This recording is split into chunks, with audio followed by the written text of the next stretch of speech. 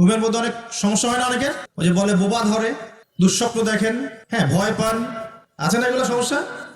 আজকে রাত্রে ঘুমানো থেকে শুরু করে দেন রাসূলুল্লাহ সাল্লাল্লাহু আলাইহি ওয়াসাল্লামের সুন্নাহর উপর আমল করা। পারা যাবে না ইনশাআল্লাহ? প্রথমে সূরা মুলক, তারপরে আপনি পড়বেন সূরা ফালাক, নাস, ইখলাস, তিনবার মোট 9 বার, এবং প্রত্যেক 3 বার শেষ হলে আপনি দুহাতকে একত্রিত করে ফু দিয়ে নিজের মাথা থেকে নিয়ে যতদূর পর্যন্ত পারেন মাসাহ করবেন। ইনশাআল্লাহ রাত্রেবেলা আপনাকে কোনো দৃশ্য অদৃশ্যের ক্ষতি স্পর্শ করবে না ইনশাআল্লাহ। ঘুমের মধ্যে অনেক সমস্যা হয় না অনেকের? ওই যে বলে বোবা ধরে, দুঃস্বপ্ন দেখেন, হ্যাঁ ভয় পান, আছে না এগুলো সমস্যা? এই সব সমস্যার সমাধান কি মেডিকেল সায়েন্স করতে পারে? যাবেন একটা অ্যান্টি ডিপ্রেশন ওষুধ দিয়ে দিবে অথবা একটা ঘুমের ওষুধ দিয়ে দিবে, ঘুমান। কিন্তু সব সমস্যার সমাধান কে করতে পারে? আল্লাহ পাক করেন ইনশাআল্লাহ। এগুলো নিঃসন্দেহে কোনো না কোনো ভিত্তি এবং পিছনের একটা ব্যাখ্যা আছে, যেটা হয়তো আমাদের নাও জানা থাকতে পারে, হতে পারে না? সব জ্ঞান কি আমাদের আছে? আচ্ছা, সব জ্ঞান যে আমাদের নাই, একটা এক্সাম্পল দিই, জাস্ট একটা এক্সাম্পল দিই। আমাদের শরীরে কি আত্মা আছে? আছে না নাই? আত্মাকে কি কেউ দেখেছে কিনা? এটাকে কেউ টাচ করেছে কিনা? তা আত্মা কঠিন, তরল না বায়বীয় কোনো জ্ঞান কারো আছে কিনা? এখন একজন মানুষ মৃত, একজন মানুষ জীবিত, উভয়ের মাঝখানে পার্থক্যটাই তো হচ্ছে আত্মা। একজন মানুষ মৃত, তার মধ্যে আত্মাটা নাই, আর যে মানুষটা জীবিত তার মধ্যে কি আছে?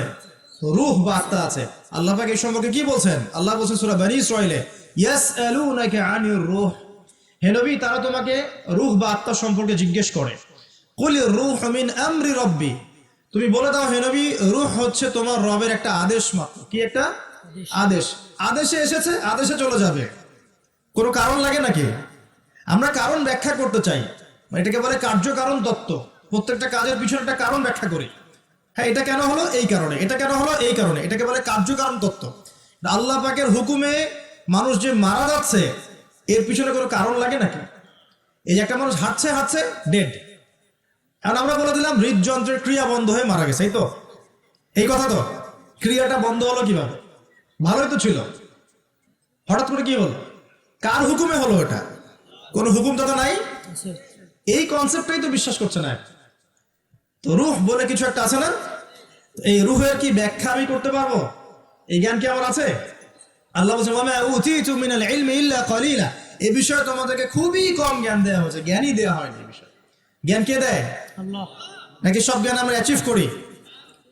জ্ঞানতাত্ত্বিক দর্শন শোনেন, কিছু মানুষ বলেছে সুদীর্ঘকাল ধরে মানুষ বুদ্ধি থেকে জ্ঞান পায়। কি থেকে পায়? বুদ্ধি থেকে। আবার কিছু মানুষ বলেছে মানুষ অভিজ্ঞতা থেকে জ্ঞান পায়। কি থেকে? অভিজ্ঞতা। অভিজ্ঞতা হয়েছে, জ্ঞান পেয়েছে, আগে জানতাম না এখন জানছেন। এখানে বিষয়টা কি? এর চূড়ান্ত বক্তব্যটা কি? চূড়ান্ত বক্তব্য দিয়েছে ইসলাম। ইসলাম বলছে ওয়াকুলিল হাক্কু মির রাব্বিকুম, হক বা সত্য রবের পক্ষ থেকে আসে। সূরা বাকারায় আছে ওয়াআল্লামা আদামাল আসমাআ কুল্লাহা, আল্লাহ পাক আদম আলাইহিস সালামকে সমস্ত নাম শিক্ষা দিয়েছেন। সূরা আলাতে আছে আল্লামাল ইনসান মা লাম ইয়ালাম, মানুষকে সেই জ্ঞান শিক্ষা দিয়েছেন যা মানুষ জানতো না। জ্ঞানকে শিক্ষা দিয়েছেন আল্লাহ। জ্ঞানকে শিক্ষা দিয়েছেন আল্লাহ। তাহলে জ্ঞান কার পক্ষ থেকে আসে? আল্লাহর পক্ষ থেকে। এখানে একটা কথা মনে রাখবেন, আপনার যদি অনেক বড় ডিগ্রি সার্টিফিকেটও থাকে, যদি হৃদয়টা পরিচ্ছন্ন না হয়, হৃদয়ে নূর না থাকে, আল্লাহর মারিফত বসিরা না থাকে, তাহলে কিন্তু আল্লাহর পক্ষ থেকে জ্ঞান পাওয়া খুব ডিফিকাল্ট। আপনি কাগজের কিছু জ্ঞান পেতে পারেন, তথ্য পেতে পারেন, ইনফরমেশন পেতে পারেন, প্রকৃত জ্ঞান পাওয়া খুব টাফ আছে। আল্লাহ পাক বোঝার তৌফিক দান করুন। আমিন। সূরা ফালাক, নাস, ইখলাস পড়বেন, সূরা মুলক পড়বেন, ওযু করার কথা বলেছি। এর পাশাপাশি আপনি সূরা কাফিরুন পড়বেন। কোন সূরা? কাফিরুন। কোনটা বলেন তো? কাফিরুন। প্রথম লাইন কি? কুল ইয়া আইয়ুহাল কাফিরুন। মাশাআল্লাহ। আচ্ছা, এই সূরাটা ফজিলত আছে। যদি আপনি প্রত্যেক রাতে সূরা কাফিরুন পড়েন ঘুমানোর আগে, ইনশাআল্লাহ তাআলা আল্লাহ পাক আপনাকে আমাকে শিরকের পাপ থেকে বাঁচিয়ে রাখবেন ইনশাআল্লাহ। কিসের পাপ? শিরকের পাপ কি সবচেয়ে বড় পাপ না ছোট পাপ? বড় পাপ। একটা হাদিস বলে দেই, ইনশাআল্লাহ যথেষ্ট হবে। রাসূলুল্লাহ সাল্লাল্লাহু আলাইহি ওয়াসাল্লামকে আল্লাহ পাক একটা ওয়াদা করেছেন। কি ওয়াদা করেছেন? আল্লাহ পাক বলছেন মেরাজের রাতে হে নবী মুহাম্মদ সাল্লাল্লাহু আলাইহি ওয়াসাল্লাম, তোমার উম্মতের মধ্যে কোনো ব্যক্তি যদি, তোমার উম্মতের মধ্যে যে কোনো ব্যক্তি যদি আসমান জমিন সমান পাপ নিয়ে আমার সামনে হাজির হয়, কিন্তু আমার সাথে কাউকে শরিক করেনি, শিরকের পাপ নাই, আমি আল্লাহ তার সামনে আসমান জমিন সমান গুনাহ, আসমান জমিন সমান ক্ষমা নিয়ে হাজির হব। কথা কি বুঝতে পারছেন? অনেক পাপ করেছেন আপনি, পাপের শেষ নাই, কিন্তু আপনি শিরকের পাপ করেন নাই, ইনশাআল্লাহ একদিন না একদিন আপনি জান্নাতে যাবেন ইনশাআল্লাহ। আল্লাহ পাক সমস্ত পাপ মাফ করতে পারেন, কোন পাপ ছাড়া? শিরক। হ্যাঁ, তওবা করলে এখনই মাফ করতে পারেন ইনশাআল্লাহ। তো এই শিরকের পাপ থেকে আপনাকে বাঁচাবে কোন সূরা?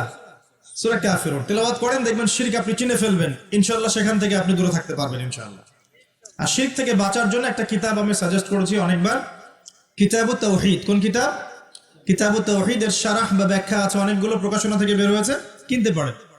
বাংলায় অনুবাদ করা আছে, বইটা পড়তে পারেন। তবে বইটা একটু কঠিন, অনেকে হয়তো বুঝতে পারবেন না সবকিছু।